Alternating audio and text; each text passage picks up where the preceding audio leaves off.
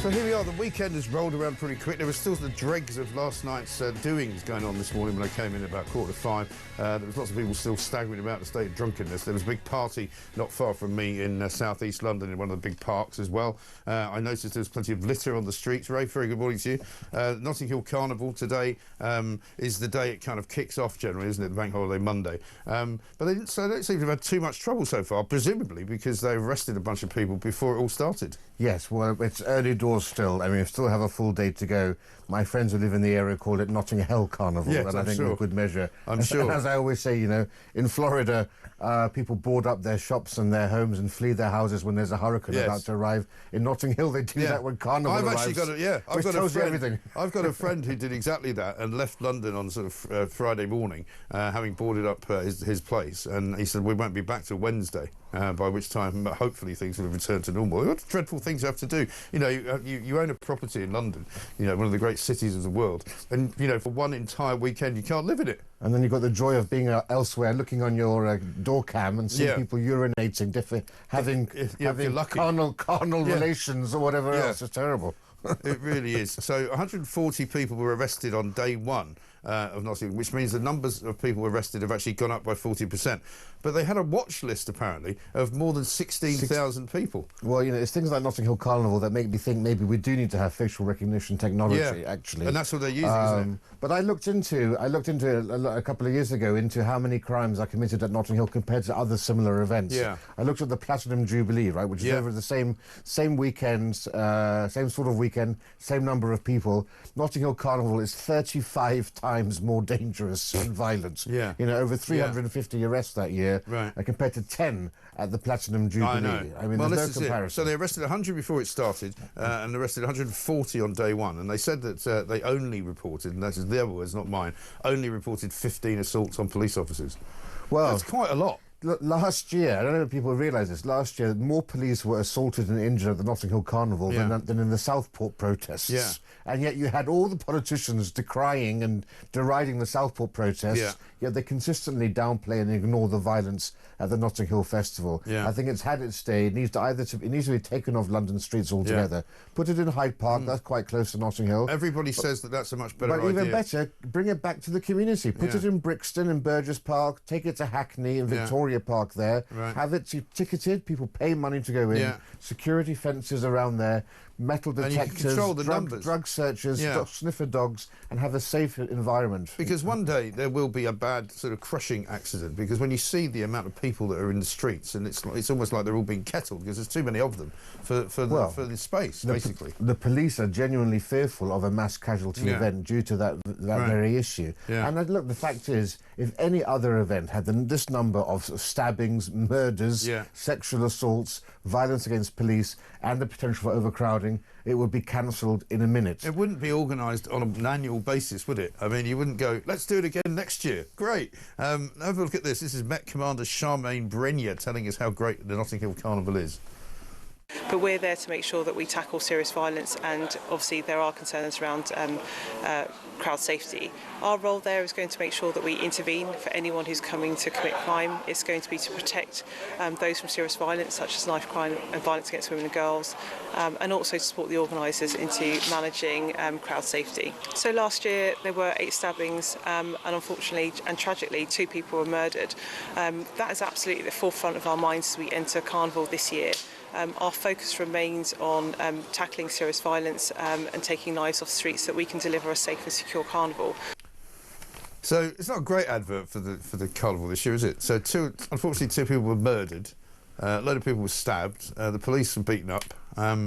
Where can I get my tickets? My memory's not that great anymore, but I'm pretty sure we didn't get that message during the coronation. No. If you're in the Mall and you get sexually assaulted, please go here. Yes. You might get stabbed, you know. Yeah. It is extraordinary, isn't it? And of course, the politically correct of this world say, oh, well, you're just having a go because you're racist, you know, because it's a black thing.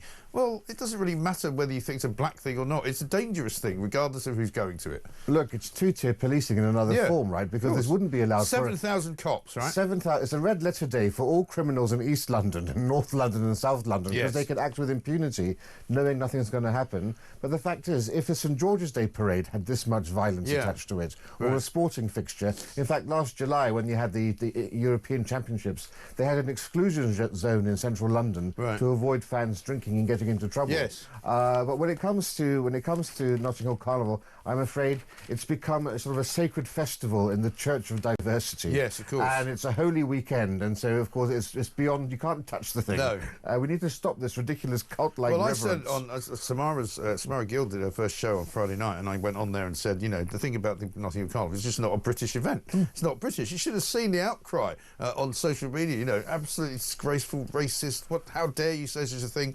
And then of course you get all the usual suspects saying, actually it was the British who started it in Jamaica, and you go, all right, okay, now you're starting to stretch incredulity slightly. But the point is that it doesn't matter who is organising it, it doesn't matter what you want to call it, it's not safe. Simple. It is the most dangerous annual event in Britain. I think it's probably the most dangerous annual event in Europe. Yeah, I think, you know, probably is. Yeah. But especially the only one that's actually properly managed and organised and actually, you know, sort of advertised as if it's a great thing every year. And which we're paying for. And which we're paying for. Well, Sadiq Khan found another £1 million for it this year, didn't he, in order to keep it going? Because, I mean, if you look around the papers this morning, there's all kinds of reports of various different protests against migrant hotels, which I'm sure are policed very differently in various different parts of the... I saw an amazing video from Nuneaton, I think it was, where there were loads and loads of... It looked like a couple of thousand people outside this hotel, and they're all just marching around, waving their England flags and singing Sweet Caroline. It was quite a nice thing to see.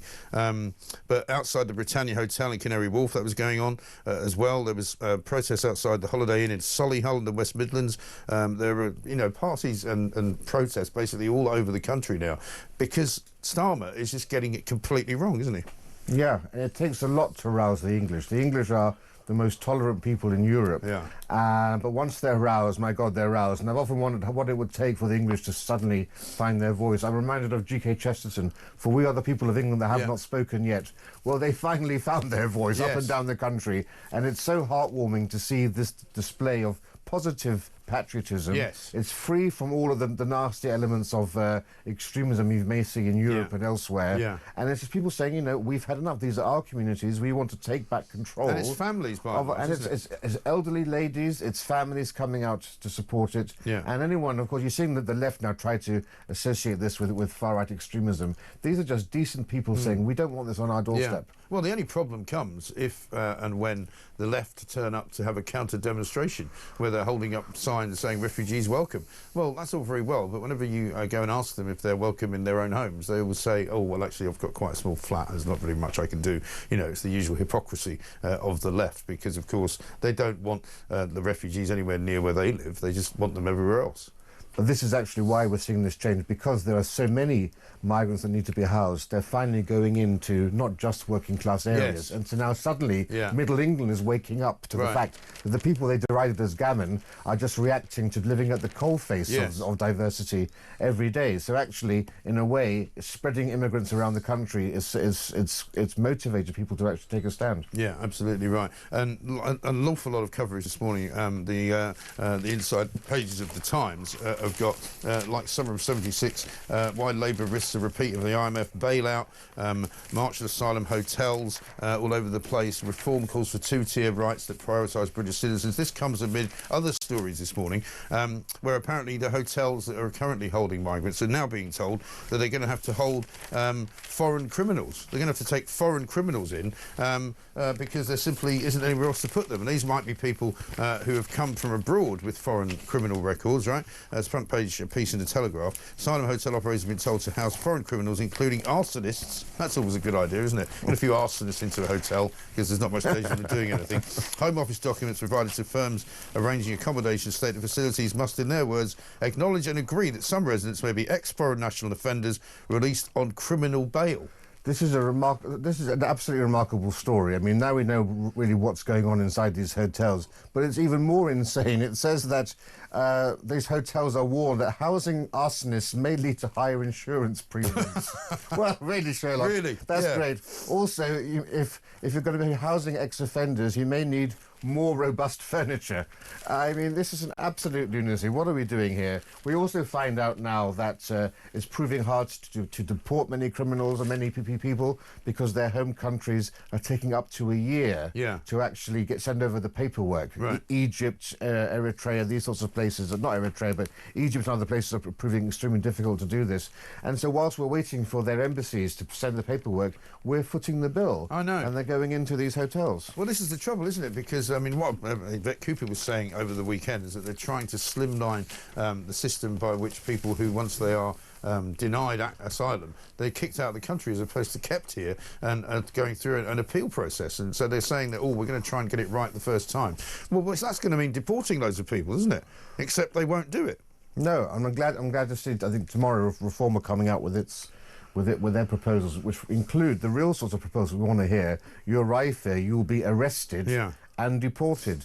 That's the sort of messaging that creates a deterrent, not telling people, well, there'll be a one in, one out policy, which may lead to 50 people going back a week. Yeah, exactly right. And we know this from figures that came out last week. There's a bit in the Express today. The comfort of migrants is more important than women's safety. This is coming from Jess Gill. We know her, director of the Women's Safety Institute, saying that basically the number of asylum seekers housed in hotels rose 8% to 32,059 last year, while those claiming refugee status jumped by 14% to a record 111,000. The Express have got a chilling picture of an Albanian smuggler, right? That's him. Apparently that's how he looks. He wants to cover his face. He's basically saying on the front page, I don't believe the UK lacks the means to stop this from happening, but I think they need this flow of immigrants. And he says the small boats crisis is Labour's fault, basically. He says that he thinks Labour isn't stopping the boats because it needs a cheap workforce willing to do undesirable jobs. Well, he may well have a point. Well, that's certainly the reason for mass immigration, where we've basically, only 1 in 20 immigrants to this country is a high-skilled, high-earner net contributor to the economy. It is because of the desire for cheap labour that we've had such unprecedented legal immigration.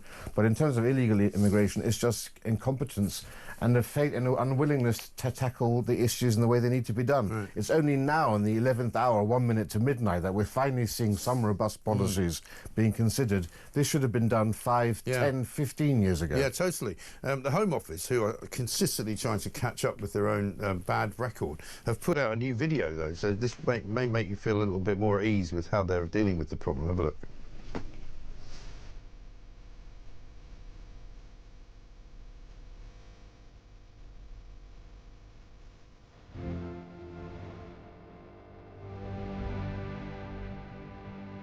People they showed in a video about 3 weeks ago, and the 35,000 figure relates to people that were sent back last November. Most of them, in fact, requested to be sent back, and we know from Home Office figures from last week, only 2,330 of them had actually come on a small boat.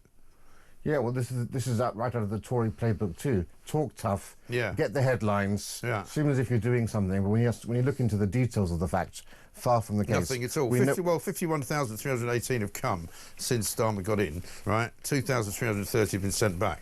That, by my reckoning, leaves you with around about 49,000 still here.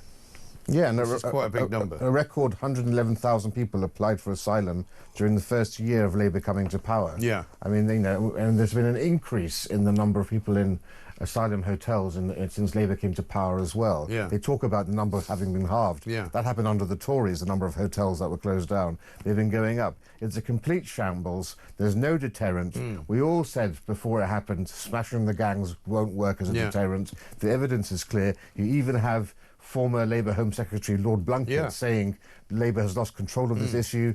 You need to get rid of the European Court of Human Rights. He said, I was the first person to call for the 1951 Convention on Refugees to be scrapped. Yeah. Now you've got ex-Labour Home Secretary saying this stuff.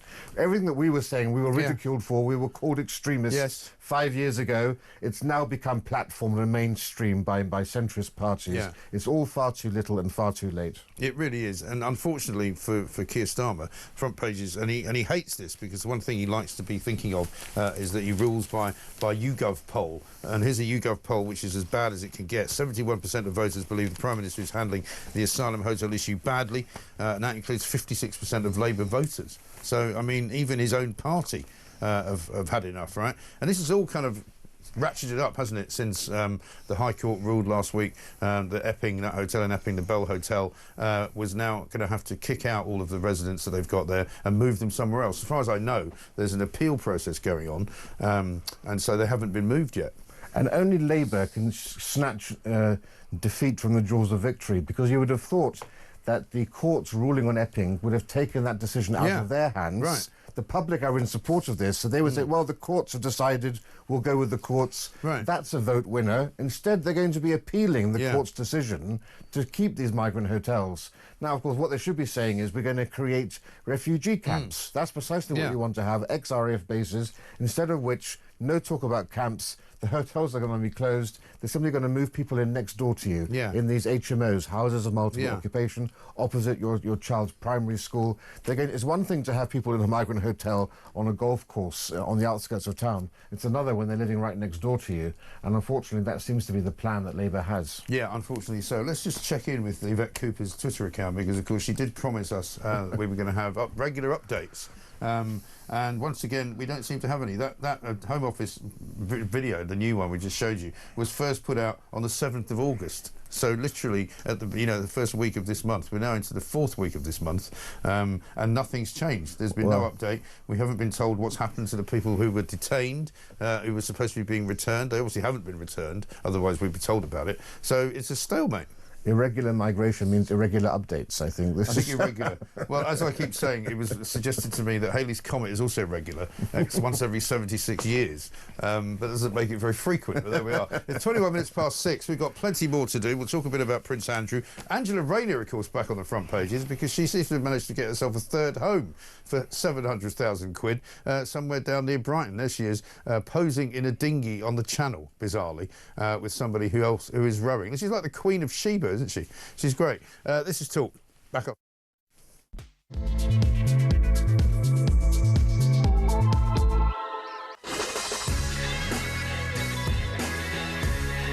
Welcome back to Morning Glory, 24 minutes past 6. Here we are. It is Monday, Bank Holiday Monday, of course, August the 25th. And lots of stories to talk about. Rafe Heydel-Mankoo is here. What about Angela Rayner? This was a story that broke sort of over the weekend. Angela Rayner's allies have defended her decision to buy an £800,000 seafront home after accusations of hypocrisy. Apparently, the Deputy Prime Minister says she needs a 3-bedroom flat in Hove as a base while working in London. Well, first of all, Hove isn't in London, and second of all, why does she need a 3-bedroom home? Yeah, look, I'm not opposed to anyone buying property, but yes, it is a bit bizarre. She's got a lovely Grace and Favour apartment given to her for free as the in London, in central London. Right. Why does she need another one? Why does she need something in Hove, which is not a quick drive away?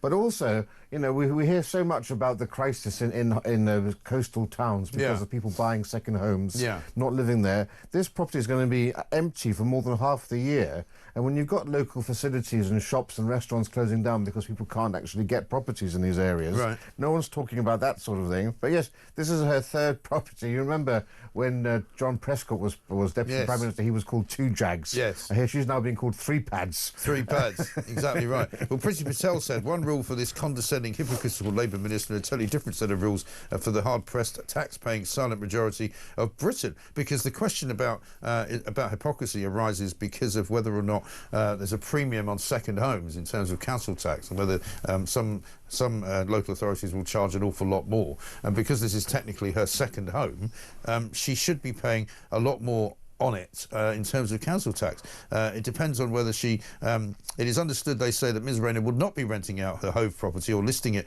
as a holiday let, meaning it will be empty probably for more than half the year. Yeah, and as I said, that's terrible for our housing crisis to have second homes that are standing empty when other people could be living there. We also, she says she'll be paying the full council tax, but we don't know whether she's going to have the single person's council tax discount, which would lower it hugely because her partner has been seen using the property as well. So there are questions over that too. But yeah, it's the hypocrisy, and it's also, it just sort of doesn't go along with Labour ideology and Labour thinking, does it? No, right. Apparently she's been living there for quite a few months seen with her partner Sam Tarry quite regularly. So last year she earned the nickname Two Homes Rayner for dividing her time between two right-to-buy council properties. That was up in the north. I don't know whether she's got rid of both of those now. I think she got rid of one of them. I think she got rid of one of them. So she has three. And listen, here. I'm quite like you. I'm quite happy with people buying property, but I mean, it does seem to be quite a lot of money for somebody who's on the salary she's on. I mean, she's a government minister, but that only means that she's getting paid something like what, 120,000 a year or something like that. And it just, if you're trying to appeal to voters as a Labour Party Deputy Prime Minister, you might want to think, maybe I'll just wait a few years before I do this till I've left office. Yes. Back to the subject of crime, also on the front page of the Telegraph, nearly 800 shoplifting offences reported to police, now going unsolved every single day. The number of shoplifting investigations closed by police with no suspect identified has risen by 18%, up to now 289,464. That's in 1 year. Yeah. That's quite a lot. You hear Sadiq Khan and other commentators saying life has never been so good. Tell that to shop owners who've seen a complete epidemic. This comes in the same day we've had in other papers reported 340% increase in violence against shopkeepers and shop workers. Yes. I mean, shocking antisocial behaviour and attacks on people. Yeah. It is out of control. In London, only 1 in 16, so 6% of shoplifting has a charge rate. And of course, they're still sending 7,000 policemen to Notting Hill Carnival. To Notting Hill. We're going to lose. Shoplifting is going to be like elsewhere. We're going to lose 3,500 police in London over the course of the next year. That could easily have been funded with the money that's being spent, 15 million, policing Notting Hill Carnival. Our priorities are in the wrong place. You tweet something, you get 6 police showing up to your place. You get your phone stolen or your shop broken into. Good luck if you get to see any police. Yeah, please report it online is what you normally get. Yeah. I'm going to show you a picture, actually. This is what I put out on Twitter over the weekend. I came out of the tube station on Saturday night in East London, where I live, and it was an absolute overflowing mess. And people were saying, well, it's Notting Hill Carnival weekend. Well, one, it's nowhere near Notting Hill, for a start. And I just came by that very bin this morning in my taxi on the way into work, and it's still there. Nobody's cleaned it up. That picture is actually very telling. I just spent a week in Bavaria. Yeah. I went to Munich and Nuremberg and Regensburg. Yeah. And it really struck home how decrepit Britain looks at the moment. Right. I'm not talking about just the cleanliness, the respect. Yes. It was a huge noticeable difference. Returning back home was actually a very depressing experience. Yeah. Potholes. Because this is a normal look in that part of the world. Yeah, right? this is just look at the filthiness of the pavements. Yeah. That hasn't been cleaned in a while. No. So there's just the sense of decay is all around us. Potholes, buildings are deteriorated, boarded up, graffiti increasingly on public transport, rubbish overflowing. And yes, as you say, Sadiq Khan, the Mayor of London, talks about London being one of the great cities of the world and how brilliant life is here and how tremendous. And I mean, that is not an image to me of a brilliant city. No, but if you're a tourist, London looks great. If you're in prime central London, if you're in Westminster or Mayfair, it's great. Go out further, and then you see the real London, and it's not a pretty sight. Yeah, the problem with Westminster and Mayfair and all of that is that you might be enjoying the way it looks, but you have to be careful and look over your shoulder in case there's a guy behind taking your watch. Yeah, exactly. Or worse. But there we are. 0344 499 1000. We're going to talk about Prince Andrew, I think, coming next, because we should do that. He's on a couple of the front pages this morning. Let's get a voice note from James. Good morning, Mike. Now, I don't know about you, but I'm getting sick to death of listening to all this they come out with. It's so boring. We're going to smash the gangs. We're going to build more processing. We're going to process them faster. Stop talking absolute and just turn the boats around. Just turn them around. Use the Royal Navy. That's what they're there for. That's what we pay all this money for. They go on about the ECHR. Oh, they have where's their human rights? Well, what about our human rights then? We have every right to feel safe in our own country. That's what we pay all this tax for. It's unbelievable, Mike, isn't it? I'm getting sick to death of this. Anyway, Mike, enjoy the rest of your day. Thanks, mate. James, thank you very much indeed. It is unbelievable, and with every sort of statement that comes out of Keir Starmer's mouth, yet more hilarity ensues, right? Here he is talking about the shoplifting crackdown he was going to have when he got into power. So today I'm putting shoplifters on notice. You might get away with it under this weak Tory government, but if Labour takes power, we won't stand by while crime takes over our streets. We'll put 13,000 extra neighbourhood police on the beat. We'll scrap the shoplifters' charter, the £200 rule that stops the police investigating theft in your workplace. and will legislate to make sure assaulting and abusing shop workers is a standalone criminal offence, because you deserve to feel safe at work. Yeah, so that number again, 289,464 shoplifting offences that are not solved. That's not even the number of shoplifting offences, by the way. That's just the ones that aren't solved. It's just so frustrating because you hear tough talk and you want to see action done, and nothing is done. I've just said, you know, he was talking about violence against shoplifters. Today's papers, 340% increase in violent attacks. It's outrageous. We know what needs to be done. You know, Singapore has got almost 0% shoplifting rates there because they have strict laws, enforced harshly, strict discipline. New York was able to do it with its broken windows policy. The solutions are there. Get tough and things will happen. And instead of that, we get tough talk and little else. And then nothing else. Well, how about this for tough talk at the weekend? Keir Starmer put this out on Twitter. Our plan for change is about putting working people first. Working people. Can't say it without doing it like that. The £3 bus fare cap has already cut costs for families. We're extending it, making travel simpler, cheaper and better for everyone. Unfortunately for Downing Street, there was then a community note put on this particular announcement in which it said bus fare cap increased from £2 to £3 under Labour. Keir is not acknowledging that here. He already raised the bus fares already. So he's actually being deliberately disingenuous there, because he's claiming that he's capped the bus fares at £3, but they used to be £2. And in fact, Andy Burnham has capped it at £2 in Manchester. Just to make matters even worse, this morning in the Mail, it looks like bus drivers are now threatening a series of national strikes over their pay and conditions. So that would include areas like Birkenhead, Brighton, Bristol, Cardiff, Chorley, London, Manchester, Newcastle, Preston, Stoke and Swindon, all without any buses.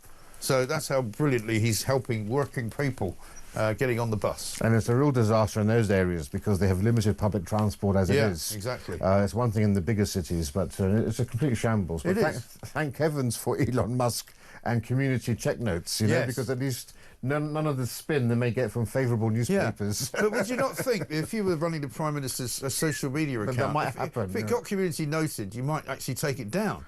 But no, they've left it up there for 3 days. Absolutely incredible. Coming up, we'll find out why Britain's heading for a bailout by the IMF and what Prince Andrew is now worried about. There's a new book coming.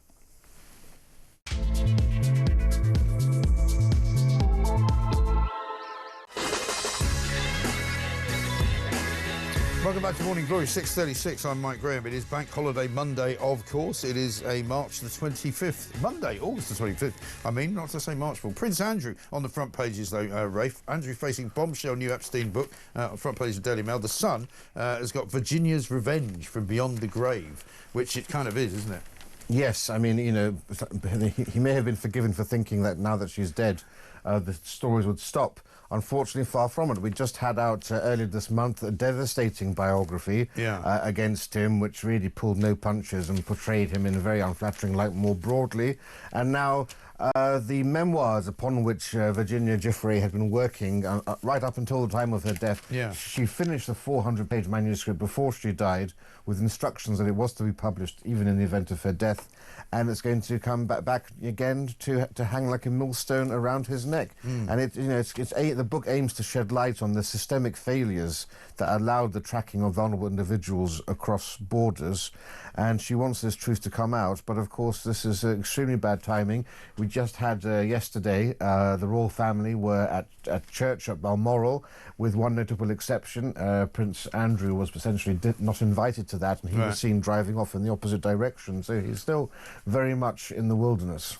Yeah, I mean, they say it's not known if any fresh allegations against Prince Andrew are revealed in the manuscript, but basically, not for going to publish it, say the book contains intimate, disturbing and heartbreaking new details about her time with Epstein, Ghislaine Maxwell and their many well-known friends, which of course does include Prince Andrew. Yeah, it's the first time that we will have heard her speak about Prince Andrew since her first out-of-court settlement in 2022. Yeah, it is extraordinary, isn't it? And Ghislaine Maxwell was also interviewed, I think, at the weekend. Audio tapes, the 380-page transcript were released late on Friday from a 2-day interview that she had with US Attorney General Todd Blanche last night. He asked Maxwell about banking records, indicating Epstein sent her something like $30 million from 1999 to 2007. She says, he never paid me for any nefarious reason. I don't think this money is mine. She maintained her innocence throughout the interviews, but she's still in prison. And it's been condemned by the victims of Epstein as a whitewash. Yeah. There's a huge feeling that the White House has basically given this disgraced socialite opportunity to try to whitewash and airbrush her past. You know, she said there was no list of famous names. Right. Donald Trump didn't do anything untoward, and there's just this feeling people have that she wants to have her sentence commuted or get pardoned, and so she's essentially doing what the Department of Justice wants, and that's to give a clean slate to any connection between Trump and Epstein. Right. Well, we'll see how that all goes. But certainly, you know, when I first heard the story about Virginia Giuffre, I woke up, I think, you know, sort of middle of the night, and suddenly thought, hey, I thought she was dead. But the book's coming out in October, so we await its pronunciations, I guess. As Henry II said, will no one rid me of this meddlesome priest? Well, even when she's gone, Virginia's still around. I know, absolutely right. Let's talk about Rachel Reeves, because a big piece of the weekend suggested that she's been urged to drastically cut public spending to avoid Britain needing a 1970s-style bailout. It looks as though economists this weekend are saying that, you know, it's looking more and more likely that this is going to be a carbon copy of the 1970s Labour government when they had to go to the IMF cap in hand to be rescued. In the year of my birth, almost 50 years ago, 1976, under Dennis Healey, we had to humiliate ourselves and get a bailout from the IMF because of high inflation and borrowing. And unfortunately, we see Rachel Reeves following in precisely the same footprints. You know, and last night, Miss Reeves was blamed for causing almost 90,000 job losses in hospitality. Basically, more than half of all the job losses since the budget have been down to this as a result of her national insurance hikes on employers. And huge amounts of tax have been brought in through the national insurance, but that's being completely countered by the huge spending increases. Because it's not enough. Yeah, the pay rises that have gone to the public sector. I mean, that's all that's happened. You're robbing Peter to pay Paul. Yeah, exactly right.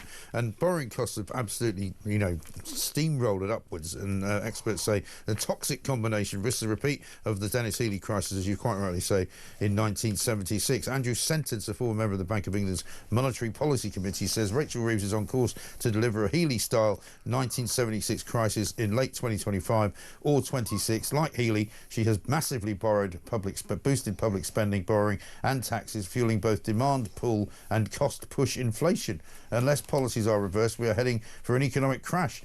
Well, I've been warning about this since about last August, because it was very clear that, one, Rachel Reeves doesn't know what she's doing, and two, there's nobody seemingly in the Treasury keeping any kind of grip on her policies. No, She's flailing around. You're absolutely right, and she wanted to be seen as, you know, as the great sensible head here. Well, the picture of her in the Mail shows her wearing a hard hat, and I think that's probably appropriate given what's about to land on her head. Exactly right.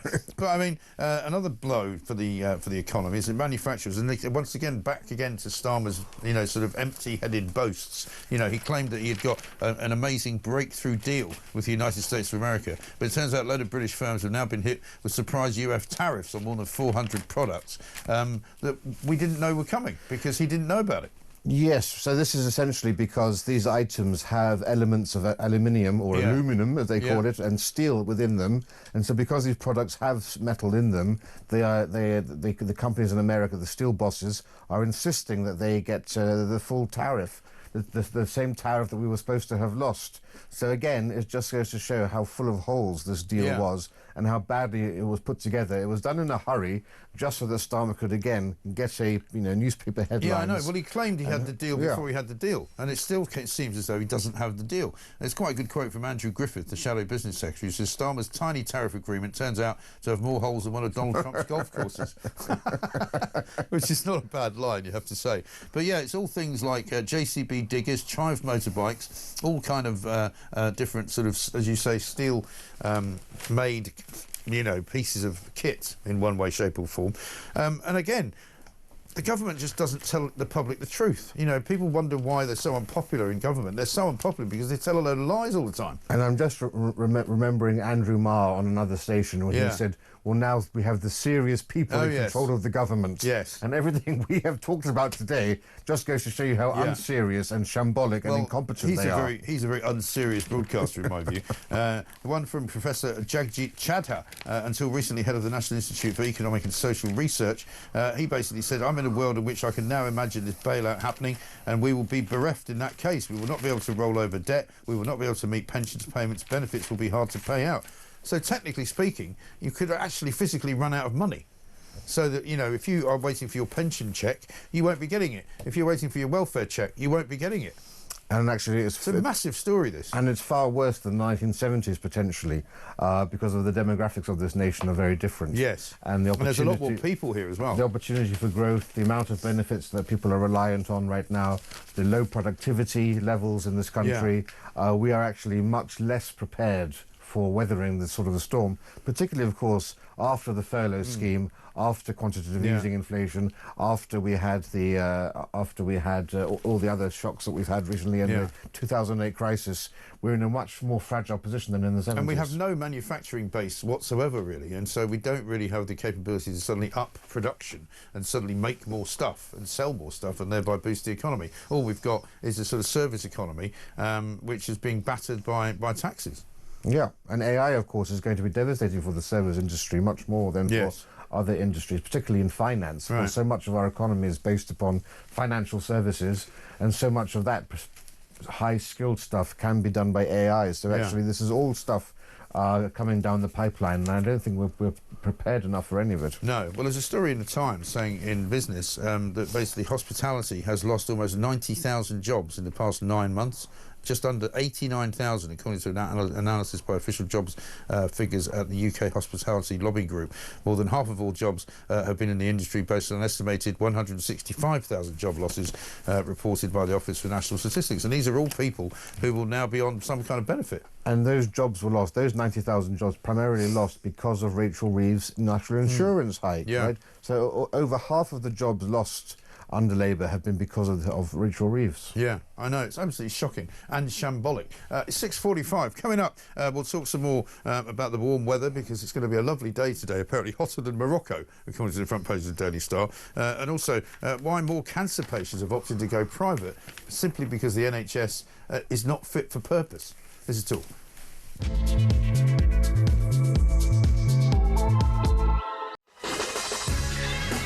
Welcome back to Morning Glory. It is Bank Holiday Monday. It's August the 25th, and we are here, of course, for your delectation until 10 o'clock. Rafe Heydel-Mankoo is here. We've been talking about all the various news stories surrounding the government. There's now one about the NHS, because we don't talk about the NHS much so far this morning. Record numbers of cancer patients are opting for private treatment instead of relying on the crisis-hit NHS. An unprecedented 95,885 cancer admissions to private hospitals last year, up 30% since 2020, which is a huge number, isn't it? It's, you know, and that's not surprising at all. You know, we have one of the worst cancer detection rates in the Western world. And of course, there's no surprise people want to go to get it done privately. My mother died of cancer a couple of years ago. Two very close friends of mine have been diagnosed recently with terminal cancer. That would have been detected probably in America and elsewhere, but also just waiting to get that initial chemotherapy thing. Yes. You know, detection rates in this country are woeful, aren't they? I would, really, I urge everyone to actually go private and get a scan to try to see whether you've got something, because you can't rely, unfortunately, on the NHS now for those sorts of things. But it's not just chemotherapy. You know, knee and hip joint replacements, hernia, endoscopy, colonoscopies. All of these things are now, people are going private because they simply have an unacceptable service under the NHS, particularly, of course, post-COVID with those long waiting lists. Because it's not even so much now, you know, whether or not to go private because it's quicker. It's now go private or don't get it done at all. Yeah. Because that seems to be, well, I mean, every day when we ask people to give us their stories about how woeful the NHS is, we get it all the time. We get letters from people saying, well, I had an appointment, they cancelled it, then they got another appointment, they cancelled that. I'm now waiting, I've been waiting 6 months to see a doctor. You know, the list just goes on and on and on.